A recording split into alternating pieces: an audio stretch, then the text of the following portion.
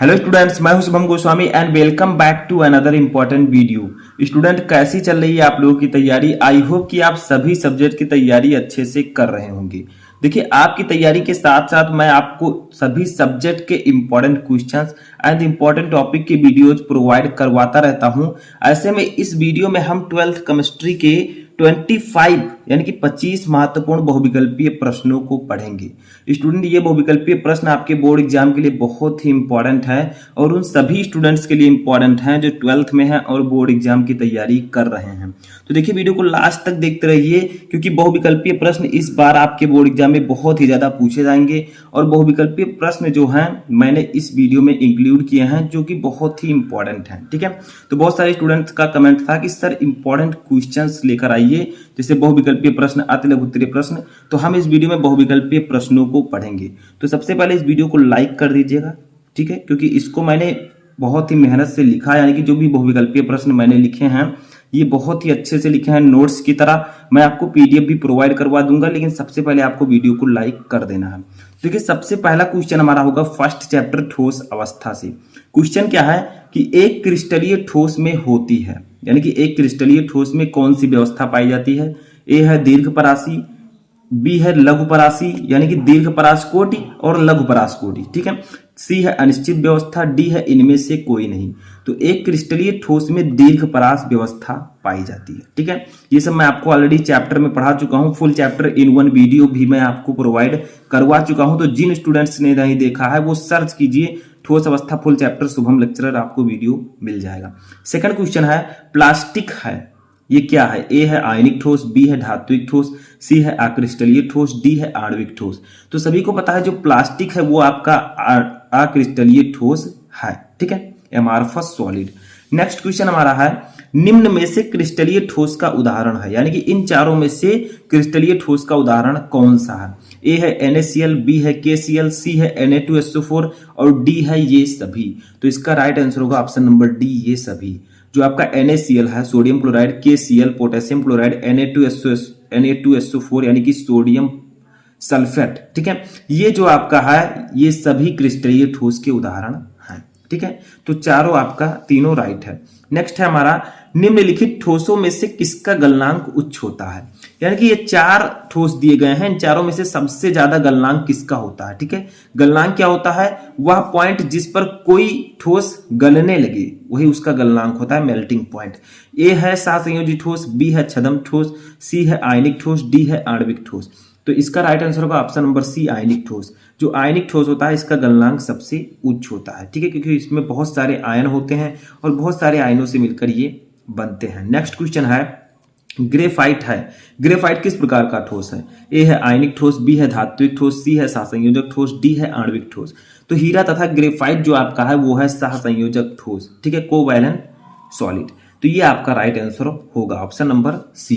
ठीक है, next question है कि क्रिस्टल जालक में से अवयवी कणों के बाहर निकलने पर उत्पन्न दोष कहलाता है। देखिए, मैंने आपको क्रिस्टल दोष पढ़ाया, यानी कि जो ठोसों में दोष पाए जाते हैं।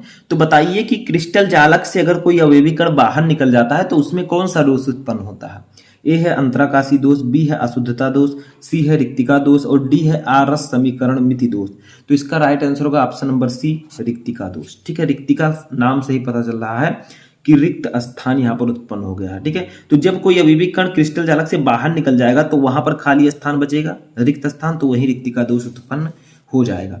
नेक्स्ट क्वेश्चन है निम्नलिखित में से किसमें शॉर्टकी दोष पाया जाता है? इन चारों में से कौन सा कंपाउंड है जिसमें शॉर्टकी डिफेक्ट पाया जाता है? ठीक है, शॉर्टकी दोष क्या होता है मैं आपको ऑलरेडी बता चुका हूं। ए है CHCl में, बी है ZNS में, सी है A व B दोनों में और डी है इनमें से कोई नहीं, यानी कि ए है सीजियम क्लोराइड, बी है जिंक सल्फाइड। तो इसका राइट आंसर होगा ऑप्शन नंबर ए, जो CHCl होता है इसमें शॉर्टकी डिफेक्ट पाया जाता है। ठीक है, तो ऑप्शन नंबर ये आपका राइट होगा। नेक्स्ट क्वेश्चन है फ्रैंकल दोष के कारण आयनिक क्रिस्टल का घनत्व, यानी कि अगर किसी ठोस के क्रिस्टल में फ्रैंकल दोष उत्पन्न हो गया है तो उसके कारण जो उस क्रिस्टल का घनत्व है उसमें क्या परिवर्तन होगा? ए है घटता है, बी है बढ़ता है, सी है परिवर्तित होता है, डी है स्थिर रहता है। तो इसका राइट आंसर होगा ऑप्शन नंबर डी, स्थिर रहता है या अपरिवर्तित रहता है। क्यों? क्योंकि फ्रैंकल दोष में क्या होता है, जो अवयवी कण होते हैं वो अपने जालक बिंदु को छोड़कर उसी क्रिस्टल जालक के अंतराकाशीय स्थान में चले जाते हैं, जिससे उस क्रिस्टल के घनत्व में कोई प्रभाव नहीं पड़ता है, क्योंकि वो अवयवी कण बाहर नहीं निकला है, अंतराकाशीय स्थान में आ गया है। इसीलिए वो जो अवयवी कण है उसी क्रिस्टल में रह जाता है और उसके घनत्व में कोई परिवर्तन नहीं होता है। ठीक है, नेक्स्ट क्वेश्चन हमारा है, क्रिस्टल के घनत्व को कम करने वाला बिंदु दोष है, यानी कि इसमें से कौन सा दोष है जिसके कारण क्रिस्टल का घनत्व कम हो जाता है। ए है साटकी दोष, बी है फ्रैंकल दोष, सी है ए व बी दोनों, डी है इनमें से कोई नहीं। तो देखिए फ्रैंकल दोष के कारण तो क्रिस्टल का दोष कम नहीं होता, ये आपका राइट आंसर होगा ऑप्शन नंबर ए, साटकी दोष। ठीक है, तो साटकी दोष के कारण क्रिस्टल का घनत्व कम हो जाता है। नेक्स्ट क्वेश्चन है, साटकी दोष पाया जाता है किसमें? ए है NaCl में, बी है AgBr में, सी है KBr में, डी है इनमें से सभी। तो इसका राइट आंसर होगा ऑप्शन नंबर डी, इनमें से सभी। देखिए NaCl जो है इसमें भी साटकी दोष पाया जाता है, AgBr में भी पाया जाता है, KBr में भी पाया जाता है। तो आपका ऑप्शन नंबर डी सही होगा, क्योंकि सभी में पाया जाता है। जो AgBr है इसमें साटकी और फ्रैंकल दोष दोनों पाया जाता है, याद रखिएगा। ठीक है, नेक्स्ट क्वेश्चन हमारा है, क्रिस्टल जालक में ऋणायनों के द्वारा उत्पन्न रिक्त स्थान क्या कहलाते हैं? यानी कि कोई क्रिस्टल जालक है जिसमें ऋणायन उपस्थित है और ऋणायन बाहर निकल जाए, उसके स्थान पर इलेक्ट्रॉन आ जाए, तो उसको हम क्या कहेंगे? उसे हम क्या कहेंगे? ए है G केंद्र, बी है F केंद्र, सी है S केंद्र, डी है E केंद्र। तो उसको हम लोग कहेंगे F केंद्र। आपने पढ़ा होगा F केंद्र जो होता है, जब किसी क्रिस्टल जालक से ऋणायन गायब हो जाते हैं और उसके स्थान पर इलेक्ट्रॉन आ जाते हैं, तो वहां पर F केंद्र उत्पन्न हो जाता है। ठीक है, उस स्थान को हम F केंद्र कहते हैं। F केंद्र के कारण जो कलर होता है वो बदल जाता है। ठीक है, समझ में आया? जैसे आप लोग देखते होंगे कभी कभी नमक का कलर पीला हो जाता है। क्यों? क्योंकि उसके अंदर जो है ऋणायनों के स्थान पर, क्रिस्टल जालक के अंदर ऋणायनों के स्थान पर इलेक्ट्रॉन आ गए, जिसके कारण F केंद्र उपस्थित हो गया और F केंद्र के कारण जो यौगिक है वो रंगीन हो जाता है। ठीक है, नेक्स्ट क्वेश्चन देखते हैं। तो देखिए नेक्स्ट क्वेश्चन हमारा है, F केंद्रों की उपस्थिति क्रिस्टल को बना देती है, यानी कि किसी क्रिस्टल में अगर F केंद्र उपस्थित है तो वो किस प्रकार का बना देगी क्रिस्टल को? ए है चालक, बी है रंगहीन, सी है अर्धचालक, डी है रंगीन। तो वो रंगीन बना देती है। अगर किसी क्रिस्टल में F केंद्र उपस्थित है तो वो उस यौगिक को रंगीन बना देगा। ठीक है, नेक्स्ट क्वेश्चन देखते हैं, ZnO के क्रिस्टल जालक को गर्म करने पर किस प्रकार का दोष उत्पन्न होता है? यानी कि जिंक ऑक्साइड जो होता है ZnO, इसके अगर क्रिस्टल जालक को हम गर्म करें, ZnO को गर्म करें, तो क्रिस्टल जालक में किस प्रकार का दोष उत्पन्न होता है? ए है बिंदु दोष, बी है रेखीय दोष, सी है रिक्तिका दोष, डी है अंतराकाशी दोष। तो इसका राइट आंसर होगा अंतराकाशी दोष। ठीक है, अगर हम ZnO के क्रिस्टल जालक को गर्म करेंगे तो अंतराकाशी दोष उत्पन्न हो जाएगा, यानी कि उसमें से अवयवी कण निकलकर अंतराकाशीय स्थान में चले जाएंगे। नेक्स्ट क्वेश्चन देखिए, Be2+ होता है, यानी कि जो Be2+ आयन होता है ये किस प्रकार व्यवहार करता है? ए है अनुचुंबकीय की तरह, बी है फेरी चुंबकीय, सी है प्रतिचुंबकीय, डी है इनमें से कोई नहीं। तो इसका राइट आंसर होगा ऑप्शन नंबर सी, प्रतिचुंबकीय। Be2+ एक प्रतिचुंबकीय की तरह व्यवहार करता है। नेक्स्ट क्वेश्चन है, अतिचालकता प्रक्रम की खोज किसने की थी? यानी कि जो अतिचालकता होती है उसकी खोज किसने की? ए है आइंस्टीन, बी है सोडी, डी है सी है हुंड, डी है कैमरलिंग-ओस। तो इसका राइट आंसर होगा ऑप्शन नंबर डी, कैमरलिंग-ओस ने अतिचालकता प्रक्रम की खोज की थी। ठीक है, तो आपका ऑप्शन नंबर डी राइट होगा। नेक्स्ट क्वेश्चन है, विलयन होता है, विलयन क्या होता है? दो या दो से अधिक समांगी मिश्रण को, दो या दो से अधिक पदार्थों के समांगी मिश्रण को हम क्या कहते हैं? विलयन कहते हैं। तो ए ऑप्शन है समांगी मिश्रण, बी है विसमांगी मिश्रण, सी है संगत मिश्रण, डी है असंगत मिश्रण। तो इसका राइट आंसर होगा ऑप्शन नंबर ए, समांगी मिश्रण। जो विलयन होता है वो दो या दो से अधिक पदार्थों का समांगी मिश्रण होता है। ठीक है, नेक्स्ट क्वेश्चन हमारा है, विलयन का वह घटक जिसकी मात्रा कम होती है क्या कहलाता है? यानी कि मैंने आपको एक चीज बताया था, याद रखिएगा आप लोग। ठीक है, विलयन कितने चीजों से मिलकर बना होता है? विलयन इक्वल टू दो चीजों से मिलकर बनता है, एक विलेय होता है और एक विलायक होता है। ठीक है, एक विलेय एक विलायक, एक सॉल्वेंट एक सॉल्यूट। ठीक है, तो देखिए मैंने आपको बताया था कि विलयन में जिसकी मात्रा कम हो उसे हम विलेय कहेंगे, जिसकी मात्रा अधिक हो उसे हम विलायक कहेंगे। तो वही यहां पर पूछा जा रहा है कि विलयन का वह घटक जिसकी मात्रा कम होती है क्या कहलाता है? ए है विलायक, बी है विलेय, सी है विलयन, डी है ये सभी, तो वो विलेय कहलाता है। ठीक है, क्योंकि विलयन में विलेय की मात्रा कम होती है तभी वो विलयन बनता है। मान लीजिए आप शरबत बना रहे हैं, शरबत आपका विलयन होगा। अब जब आप चीनी को ज्यादा कम डालेंगे और पानी को ज्यादा डालेंगे तभी तो वो शरबत बनेगा। ठीक है, तो वो आपका चीनी विलेय होगा और पानी विलायक होगा, क्योंकि चीनी की मात्रा कम है तो वो विलेय होगा। ठीक है, नेक्स्ट क्वेश्चन देखते हैं। देखिए नेक्स्ट क्वेश्चन हमारा है कि वायु में जलवाष्प का मिश्रण किस प्रकार का विलयन है।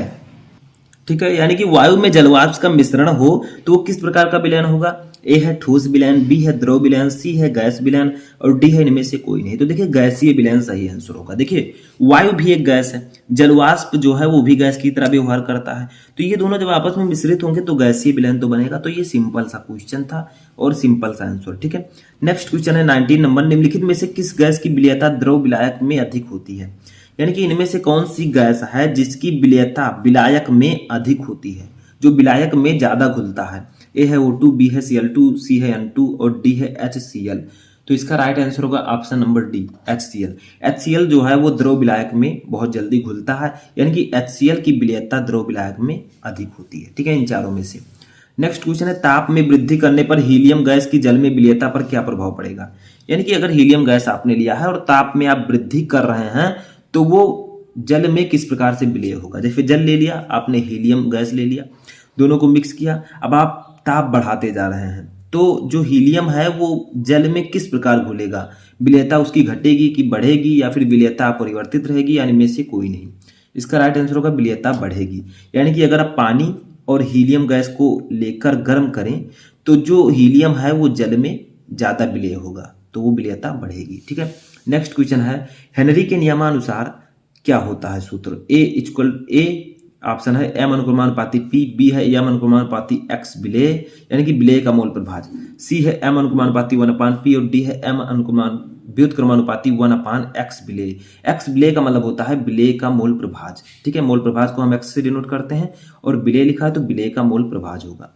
तो ये आपका राइट आंसर होगा ऑप्शन नंबर ए। चूंकि स्थिर ताप पर किसी गैस की द्रव में विलेयता जो m होती है वो उस गैस के दाब पर निर्भर करती है, ये हेनरी का नियम है। तो m अनुक्रमानुपाती p होता है। ठीक है, जब हम लगाएंगे तो m बराबर kp हो जाएगा। ठीक है, जहां k है हेनरी स्थिरांक या हेनरी नियतांक। नेक्स्ट है गोताखोरों द्वारा श्वसन के लिए प्रयुक्त किए जाने वाला गैस सिलेंडर में किस प्रकार का गैस मिलाया जाता है। यानी कि जो गोताखोर है पानी में जाते हैं, ठीक है, उनके श्वसन के लिए हम गैस सिलेंडर में किस गैस को मिलाते हैं ताकि और अच्छा रहे। ए है जीनॉन, बी है आर्गन, सी है Kr और डी है हीलियम। तो इसका राइट आंसर होगा ऑप्शन नंबर डी हीलियम। ठीक है, तो गोताखोरों द्वारा श्वसन के लिए प्रयुक्त किए जाने वाले गैस सिलेंडर में हम हीलियम गैस को मिलाते हैं। ठीक है, तो ये हीलियम आपका राइट आंसर होगा। नेक्स्ट क्वेश्चन देखते हैं। नेक्स्ट क्वेश्चन हमारा है कि आसुत या शुद्ध जल की मोलरता कितनी होती है, यानी कि शुद्ध जल की मोलैरिटी कितनी होती है। ए है 55.56, बी है 18, सी है 49.87, डी है 81। तो शुद्ध जल की मोलरता होती है 55.56। ये मैं आपको पहले भी बता चुका हूं। नेक्स्ट क्वेश्चन हमारा है कि निम्नांकित में से कौन सा अणुसंख्य गुणधर्म है, यानी कि इन चारों में से कौन अणुसंख्य गुणधर्म है। ए है पृष्ठ तनाव, बी है श्यानता, सी है परासरण दाब और डी है प्रकाशिक सक्रियता। तो इसका राइट आंसर होगा ऑप्शन नंबर सी परासरण दाब। जो परासरण दाब है ऑस्मोटिक प्रेशर वो एक अणुसंख्य गुणधर्म है। ठीक है, नेक्स्ट क्वेश्चन हमारा है लास्ट क्वेश्चन कि जल का मोलल उन्नयन स्थिरांक होता है कितना होता है। ए है 1.86 केल्विन मोललता इनवर्स, बी है 526 केल्विन मोललता इनवर्स, सी है 55.5 केल्विन मोललता, डी है 0.52 केल्विन मोललता इनवर्स। तो इसका राइट आंसर होगा 0.52 केल्विन मोललता इनवर्स। यानी कि जो जल का मोलल उन्नयन स्थिरांक होता है वो होता है 0.52 केल्विन मोललता इनवर्स। तो यहाँ पर मैंने आपको 25 मोस्ट इंपॉर्टेंट बहुविकल्पीय प्रश्नों को बताया जो कि चैप्टर 1 व चैप्टर 2 के थे। ठीक है, यानी कि 2 चैप्टर के बहुविकल्पीय प्रश्नों को मैंने इसमें इंक्लूड किया है। तो आई होप कि आपको ये 25 क्वेश्चन समझ में आ चुके होंगे। आपको कमेंट बॉक्स में ये बताना है कि आपको इनमें से कितने क्वेश्चन पहले से पता थे। देखते हैं कितने स्टूडेंट को कितना क्वेश्चन पता होता है। तो इस वीडियो को लाइक कर दीजिएगा, अपने दोस्तों के साथ शेयर कर दीजिएगा और चैनल पर नए तो चैनल को सब्सक्राइब कर लीजिएगा। हम मिलेंगे नेक्स्ट वीडियो में नेक्स्ट टॉपिक के साथ। तब तक आप अपनी तैयारी करते रहें।